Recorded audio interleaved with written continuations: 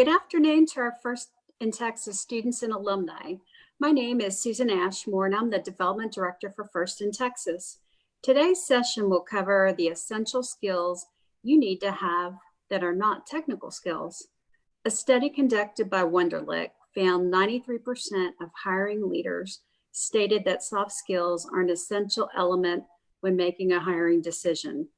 And according to the National Association of Colleges and Universities Employer Survey, employers emphasize leadership and the ability to work on a team as the most desirable attributes when recruiting recent college graduates ahead of analytical and quantitative skills.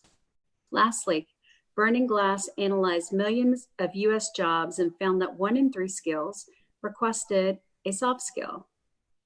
These are just 3 citations of why soft skills are so very essential. Our first panelist is Matt Donaldson from Flowserve. Matt is the Vice President of Human Resources for the Pump Division and for all of Latin America. He was previously the HR leader for the Transformation Office and the Flow Division, as well as part of the Global Engineering and Supply Chain team. Our second panelist is Melissa Francisco with Lockheed Martin Missiles and Fire Control. Melissa works in human resources, and she is responsible for leading digital transformation and workforce planning. She has cross-functional experience and has spent time in the engineering, manufacturing, global supply chain, analytics, and quality functions. She has an MBA and MS in industrial engineering, as well as a PhD in industrial engineering from the University of Central Florida. Our last panelist is Laurel Skiff from BAE Systems. Laurel leads the engineering pre and early career programs at BAE Systems to encourage students' interest in pursuing technical careers and support the engineering talent pipeline.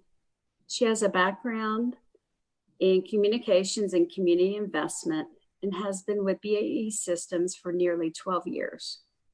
Let's get started by talking about soft skills. So Laura, we'll have you start off. What are the top 5 skill sets needed to obtain a job at your company?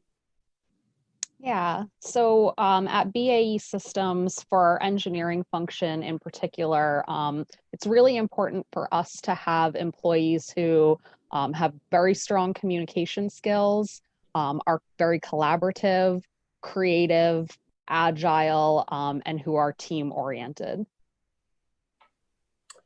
Very good. What about you, Matt? So Flowserve, a global corporation, and we manufacture pumps, valves, and seals. But from our perspective, having people with integrity, because we're a world company and dealing with different geographies is important. Being adaptable, willingness to learn, teamwork and collaboration. So a lot of the projects and items that we do, we need people that can collaborate, work with each other, and learn from their mistakes. This is one of the key items for us. Very good. Melissa, what about you? All right. Well, hello, everybody from Lockheed Martin. Our top 5 include cooperation, empathy. A lot of times people want to say what they think and what they feel, and it's really important to contribute, especially right out of school. But really making sure that you understand somebody else's point of view is important. I echo Matt's point about integrity and ethics is really important to our organization. We do ethics training every month.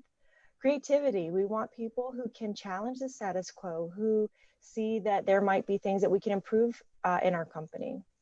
A strong work ethic, so recognizing that you're working with a variety of generations in the workforce and probably some antiquated tools too. So a commitment to be able to learn some of those things is important to us. And to a certain degree, I think also stress management. We're working in a really interesting time.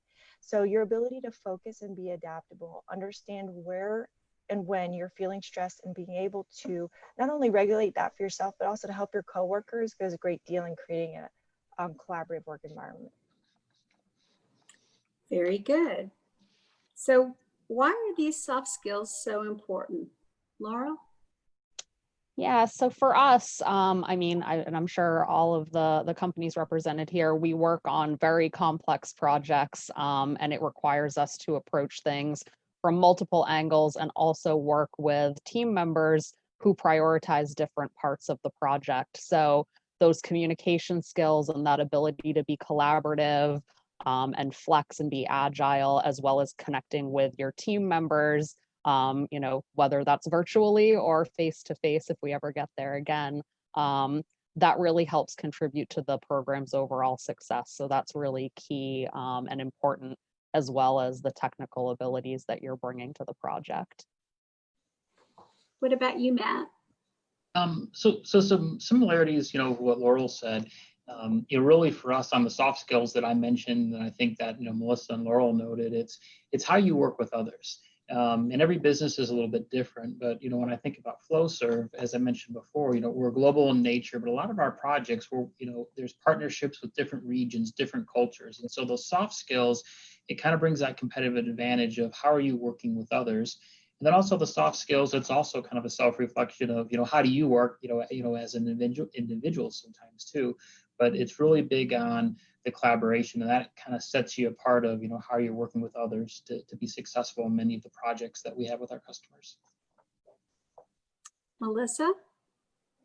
So part of the reason why we're talking about soft skills today is because many of you are working so hard to develop your technical skills, and that's awesome. So that makes you a really desirable candidate, but it's rounding that out with the soft skills that make you a super competitive resource in the marketplace to our companies. So the soft skills are important because, as Matt said, they influence how you work.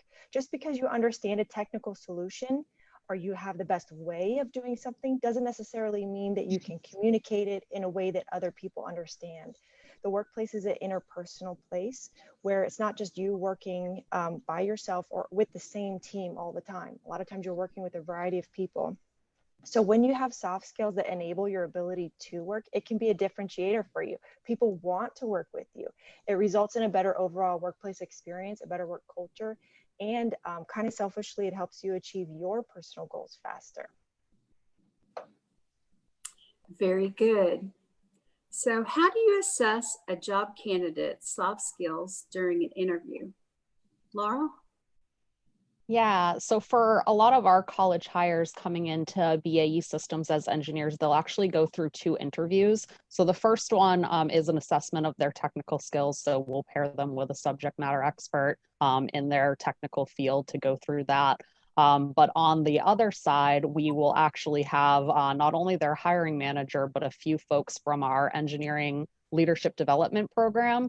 So those are college hires that are going specifically through leadership training in the first couple of years with BAE. And they support our interview process for our incoming college hires because they're living that every single day, and they're really ingrained in what's important to us as far as soft skills development and personal effectiveness. So they help us with all of those assessments, which is a really nice process. Very good. Matt?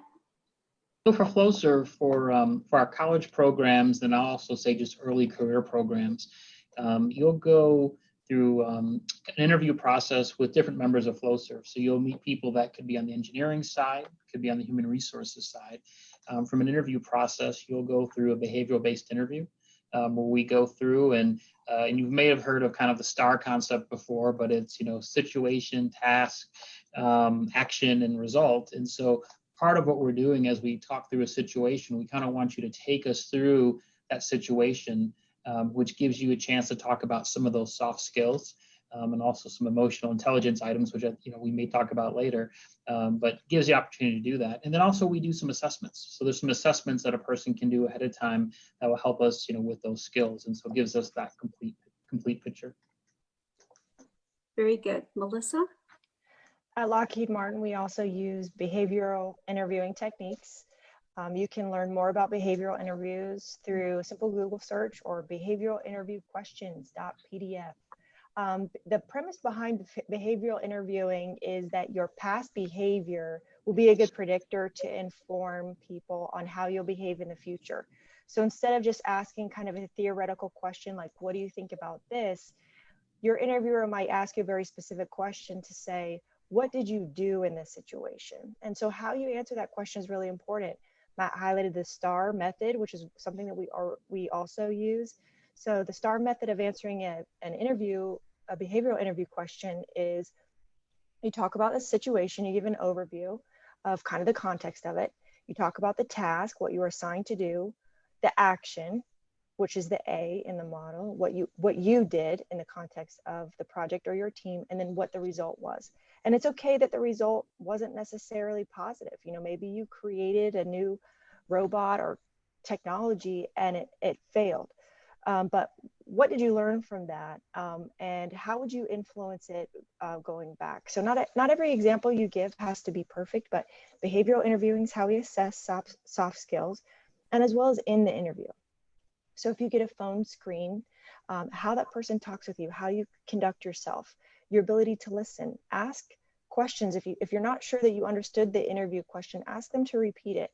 Be polite, be on time, be courteous.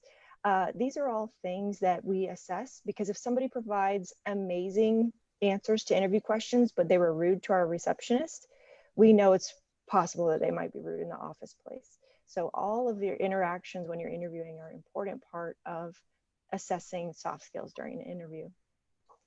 One thing I wanted to mention that Melissa noted, I think about, kind of the result is mistakes are okay in an interview. So one of the things that, we look for is, have you learned from a situation? And so sometimes people feel that, I have to be perfect or nothing could go wrong. But one of the things that we like to hear as you're kind of going through that is, hey, I made a mistake, but I learned from it. And I analyze it and I move forward with it. So and another thing, it's okay to share where you did something, maybe not right or could have done it better, and then how you improve from it. That's something too that an interviewer, likes to hear, versus everything is perfect and there's no mistakes. Mm-hmm. Very good. So if you have two equal candidates apply for a job, what is the determining factor in making a job offer? Laurel? Yeah, so that's a really good question, and it actually happens quite a lot, especially for us with our engineering leadership development program. These are, students who are coming out of college, and they all have great resumes, and they all have lots of extracurriculars and great technical skills. And so quite often it's coming down to a couple of things for us. One is going to be, cultural fit. Who's going to be best in terms of our values here at BAE, which are trusted, innovative, and bold.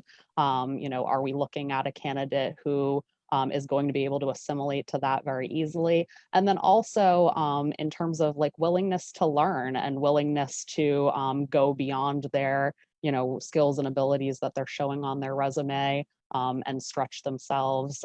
That's certainly something that's going to set that candidate apart from somebody who may have, exactly the same resume. Okay, Matt? Susan, it's really everything we've kind of talked about with the soft skills. That's what we're going to look at. So we have this similar situation, Laurel talked about, but as we look at the candidates, we're looking at, what's their willingness to learn, problem solving. We've mentioned a couple of times already collaboration. For Flowserve, coming in, with an undergraduate degree or master's degree, you're gonna partner with a lot of people. Very rarely are you just gonna have a project where it's by yourself and you don't have to do anything with anybody else. And so individuals that have great examples of, in college or in high school where they've partnered with different people, different groups, they've been in organizations, where they've had great partnerships. So that's going to really kind of be the difference. And those are the people that, we're going to want to make offers to. Melissa? So if two candidates are similar, meaning let's say they both have a bachelor's degree and have been through some extracurricular, the determining factor can be several. At the core, it's their technical expertise. Do the skills that they have, can they do the job? Once they can do the job, then you look to years of experience. You look through the variety of experiences that they've had. What you have done through first counts. You should put it on your resume when it comes time for that. Some of you perhaps might be in middle school and it might be a little early to start thinking about your resume, but all those years of experience create your technical capability and aptitude and are relevant, especially when you're applying for your first job. Any challenges that you might have overcome. So for example, if you had to pay for your own school, if you had to work through school, if you had certain situations that you face that created obstacles for you, we say that as a positive thing because we have obstacles that are flying at us every day at work. In addition to that, exposure to change. So have you had to move a lot? Have you had to change schools? Have you had to, have you been involved in a variety of clubs, either reactive to things happening to you or proactively seeking out different experiences that make you really have a wide variety of experiences in terms of your resume is definitely seen as a positive thing. Very good. So communication skills is one area that is usually ranked as lacking at an employer when from survey results from employees. What does your company do to help refine speaking and listening skills? Laurel? Sure. So at BAE, all of our new college hires come in to a program that we call Year One. So it follows them through their first year of employment with BAE.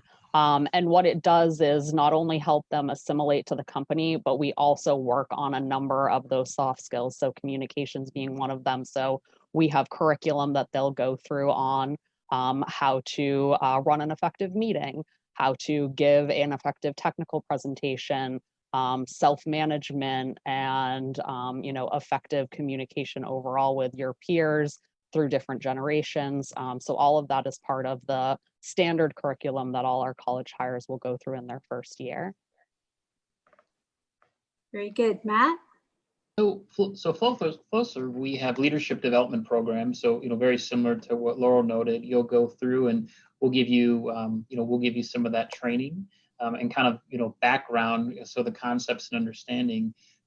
Once you do that, one of the things that we want to do is we want to put you in situations where you're actually getting up in front of people and you're doing the communications. And so there's the theory and background, which is good, but then kind of on the job training is pretty important. So we want to kind of put you in those situations, and they're safe situations where you can practice your communications, and you'll get feedback on how you're doing. And so that's one of the best things, that we've done. And then on the listening side, as you also progress in your career, you'll have opportunities possibly to lead individuals and lead people and get involved in our college programs.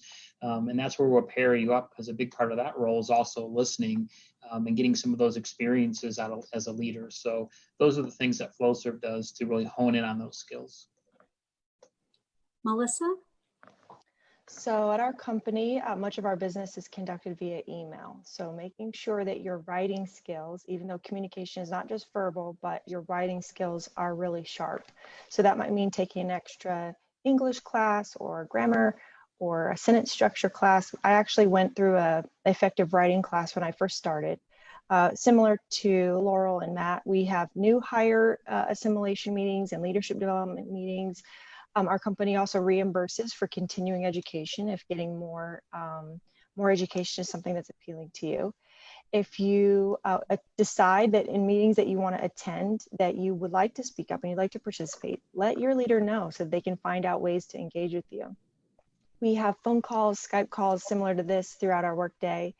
We have speaking groups in our company. If you want to get better, you can practice at it. Sometimes they like to use bells and count your ums and ahs and all that. And, I think having genuine communication to a certain extent is more important than having perfect communication. That's just my preference, I guess. But we also have continuing education classes, either online or on site, that you can do if this is an area that you want to work on. But really, I would suggest that you just ask, if communication is something that you want to get better at, confide in somebody that you trust and say, this is an area where I want to get better. And we all, trust me, we all have been there. And I still get nervous in meetings and presentations, but asking somebody to help you and kind of look out for you and have your back will help you feel safer, I think, in meetings when you do take those risky opportunities to give a presentation or to speak up in a meeting, so that you feel like somebody has your back. And just realize that it's okay if you mess up. We all mess up. We're human. We're not robots yet. Great advice from all three of you. So for the majority of jobs at your workplace, what is the estimated percentage of importance for technical skills versus soft skills. Laurel? Yeah, so this is really going to depend. Obviously, I'm here representing our engineering function, so the technical skills are still going to be pretty relevant there. But we, even within engineering, have two pathways. If you're interested in being a technical subject matter experts, we have those paths, and we'll help guide you down those paths. But if you're a technical person who's interested in being a people leader, we have pathways that'll take you there as well. And that's where those soft skills are going to be more critical. You're going to be, leading teams, and they could be very large teams depending on, where you land in a role. But in either case, I would say the soft skills are, going to be 70% of what you're going to have to do on a day-to-day basis. Because if you can't collaborate and you can't communicate and you can't be an effective team member, your technical expertise is going to fall apart, and you're not going to be able to meaningfully contribute to that program. So pretty critical.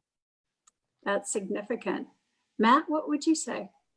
So I think as you come in nowadays, you have to for sure have that balance of soft skills and technical skills. So I think it's very hard to come in with, with no soft skills. But I think as Laurel noted, as you very quickly come into an organization and take on more leadership roles, so people leadership roles, whether that's a senior position, a supervisor, a manager, very quickly those soft skills really become more of a conversation and focus. So you kind of have that baseline of your technical skills, so kind of boxes checked, but really what makes that difference as a people leader is all the things that the team has talked about already. And I'd say, especially as you get into the more senior positions, 90% of our top performers, they really focus on the soft skills. And that's really what all the interviews are about. So we're not really going back on your engineering skills, or it could be computer skills, or whatever it may be. That's really the differentiation point of making it. So it's a pretty high percentage. It's a little bit different for each job, but anything in the leadership realm, it's really more about the soft skills. That's important. Melissa? So if I had to do a percentage, I would say we're about, as a whole, we're about 70% technical, 30% soft skills. The caveat there being, I agree with what was already said, the more people that you manage, the more important those soft skills become. And if you're a technical point of contact and you have zero soft skills, you might be exited out of the business over time, because that collaboration piece is so important. Our values at Lockheed Martin are to do what's right, respect others, and perform with excellence. And when you think about those three values, a lot of that does touch on those soft skills, making sure that you're collaborative and working in a way that is inclusive and helpful to your colleagues.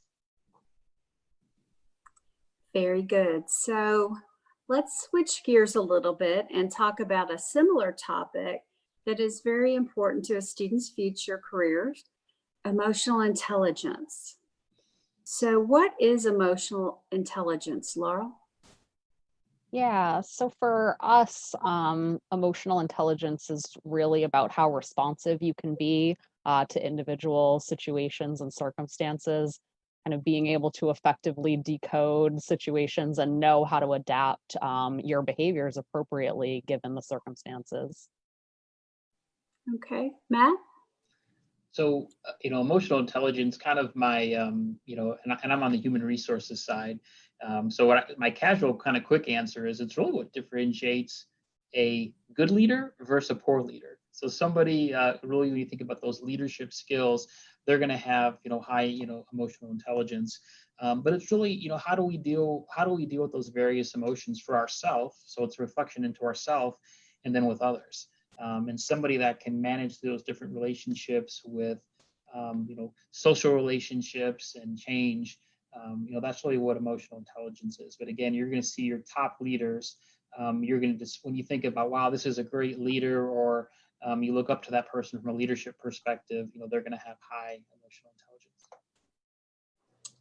Very good. Melissa? So emotional intelligence for us is the ability to identify our own emotions and the emotions of others. So if you watch the news or Facebook, or even just in your first robotics competitions, you can see that certain people, they feel an emotion, whether it's excitement or whether it's anger or whether it's, it could be a variety of things. So being able to understand, okay, I feel angry right now for this reason, and then thinking, what am I going to do about that, is really important, because a lot of people let their emotions lead them. And a lot of times if you let your emotions lead you, meaning you feel angry and then you just act angry, or you feel excited and then you're running 5 laps around your facility, for example, you won't be able to convey the reason why you're angry in a way that's effective or excited or whatever.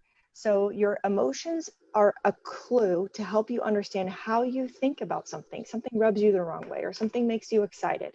So the ability to identify that, first recognize it, is the first step. It took me years to be able to do this. So then that's the hardest part. Okay, why do I feel this? What am I feeling? And then the second part is, why do I feel this way? And then what should I do about it? And the ability to be able to regulate that is important, because it helps ensure that when you decide that you're going to share that with somebody else, that they can understand, receive your message.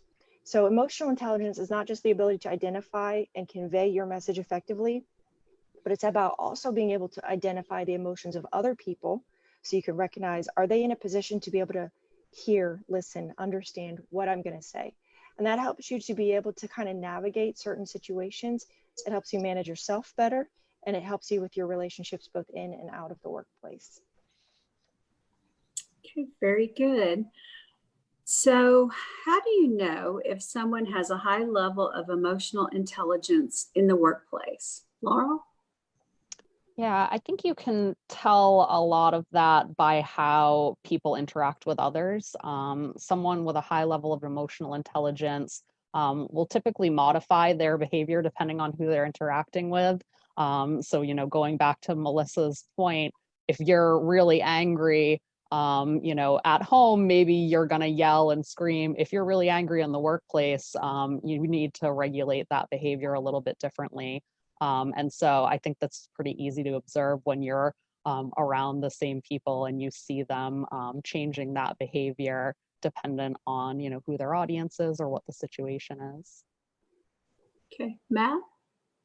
So, you're going to see individuals that, that are good at this, is they, my casual term would be, they don't lose their cool. So there's tons of situations that are going on, in the work that can be stressful sometimes. Many different things that can happen, but these are the people that they're kind of calm and they're even. And again, I say they don't lose their cool, and you're going to see that. But they listen. They have really good active listening. They're patient. They have empathy, so they want to understand other people's feelings and emotions, and they want to make that happen. And those are the individuals that you'll kind of see shine, that really understand it and have those skills. Melissa? Right, so kind of following off of that, it's the ability, emotions aren't wrong. It's not bad or wrong to have emotions. Emotions are a tool that help you understand yourself in the context of your environment and your situation. So it's being able to direct that energy in a way that is effective. So a basic communication model is, you have a sender and you have a receiver. It's like the game of telephone. If you ever played that when you were a kid, you send a message from one person to the next person. It kind of changes over time. So you have a sender, you have a receiver, and then you have the message. How that message is communicated is based on what we're understanding, how we're conveying it, how we're, what's happening around us. So if somebody has a high level of emotional intelligence, the message that you're trying to convey is understood by the person that you're trying to talk to. And the message that they're trying to convey is accurately understood by you. You're both understanding what you mean. Now, it's really important to realize that you might not agree. You might disagree, and you might be having conflict, but it can be done in a healthy way to where you're cooperating to identify solutions, and how that communication is happening, the dynamic of that disagreement, the dynamic of how you're communicating when you're disagreeing, especially on a technical solution, like for example, on your robot projects, how you effectively disagree. Not just that you disagree, that you make your point, but how you do it determines your effectiveness in getting your way or getting relationships enhanced. Even if somebody doesn't go with your way, you might build some credibility with somebody else and you compromise with them so that later on they might be more willing to listen to you later on something else. This is especially important when talking with your peers, of course, but also your supervisors. And for sure, one day as you continue to get older, your employees. Great advice for everybody. So, are there some free tests or assessments for emotional intelligence a student can access online? Laura? There's a test by Talent Smart that we use that's really good. It's affiliated with a book called Emotional Intelligence 2.0, and that's something that we use in a lot of our courses here at BAE. So that's a good one that I would recommend. Okay, Matt? So there's a lot of things out there, and I just recommend for the group is in Laurel hit it, some of the different books that you can find on emotional intelligence. They'll kind of offer a free online test, which is good. As for some of you that are getting ready to go into university, a lot of your universities will kind of have different tests that you can take, as part of the different school, and it's free. And I would say that there is a lot of stuff out there. So just because it's on the internet doesn't mean it's accurate and it's correct. But I think a lot of times of the books, and then something that's kind of tied in from the university is going to be good. And there's also an assessment out there called EQI 2.0, which is another assessment. Some organizations you can kind of get it in for free, maybe at the university. Some you have to pay a small fee, but you'll be able to find something that's out there that can kind of give you a feel for how you kind of assess yourself and hopefully improve and make yourself better. Melissa? So at Lockheed Martin, we do have an employee assistance program, which offers support for employees for a variety of situations. You can get access to free resources, counseling, even if you need to, but that's employees only. For the students on here, it's not free, but it is only $20. There is a website called myplan.com, myplan.com. And in that assessment, you can take a look at your skills, your interests, your values, and then it creates a report of here's the type of role that would be exciting for you based on your skills, your interests, and your values. And while it's important to be able to enhance your emotional intelligence, having a role that really excites you and a job that you love will help make sure that you have reduced frustration than if you were doing something that just wasn't a fit. And I've done jobs that just weren't a fit in the past, and I find that it's a bit easier to work in roles that are aligned with my skills and my values. Okay.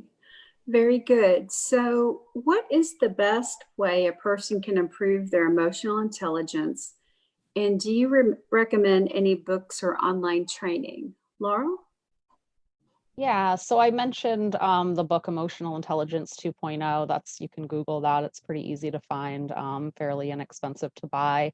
But quite honestly, I mean, emotional intelligence is something that we practice every day.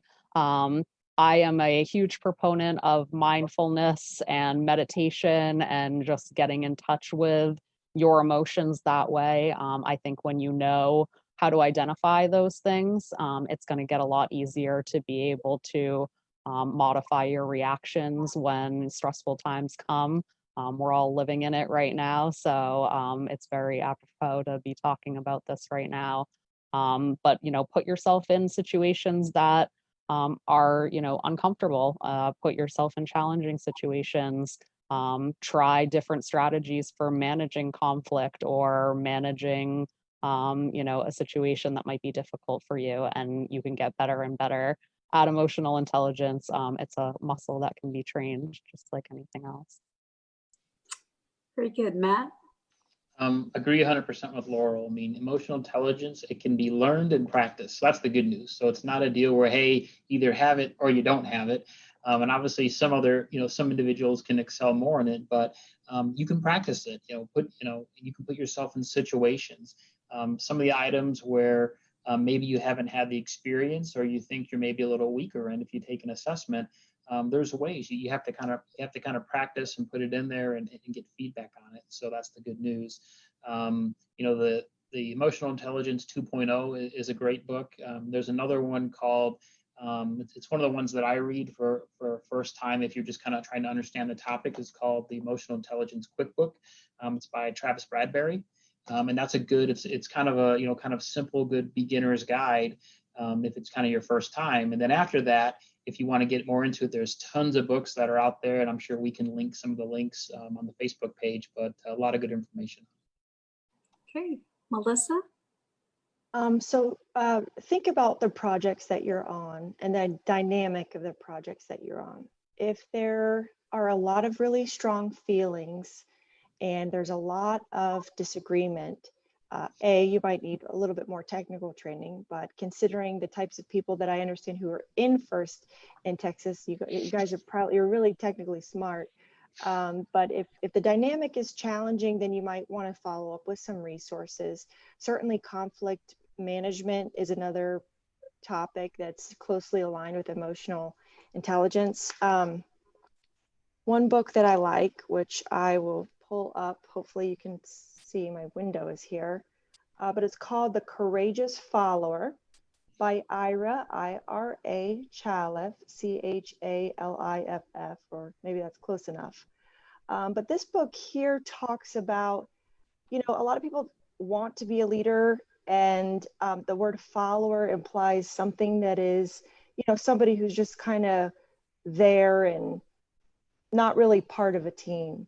But especially as new employees who are just getting integrated into the organization, understanding what followership means. It does mean listening, but it also doesn't mean you're just not participating and you're quiet. It means having the courage to be able to stand up, having the courage to be able to tell your leaders, hey, I don't understand this, or I disagree with this, or I think that this is wrong. That goes with technical solutions as well as potentially ethical solutions, and the ability to contribute no matter what level you are, no matter whether you're a leader of the project or not a leader. And even if you aspire to be a manager or not, understanding how to follow and how to follow well in a way that contributes to project success in an active way will make you a better leader. That is all really awesome advice from all three of you. So I have one final question. And do you have any words of wisdom for our first students as they move on to post-secondary education or the workforce? Laura? Sure. So my words of wisdom would be keep an open mind and keep your options open. Don't discount experiences just because they don't necessarily lead to an opportunity, or even that they're not 100% aligned with, your degree or your desired technical field. You can learn a lot about yourself, about your leadership style, and even build skills through experiences that aren't necessarily what you would think of when you think about, I want to be a mechanical engineer, or I want to be an electrical engineer. And I know as first students, you're probably very tempted to kind of stay in that lane, but I would encourage you to seek out those opportunities and be open to things that come your way. Matt? Continue to be adaptable and flexible.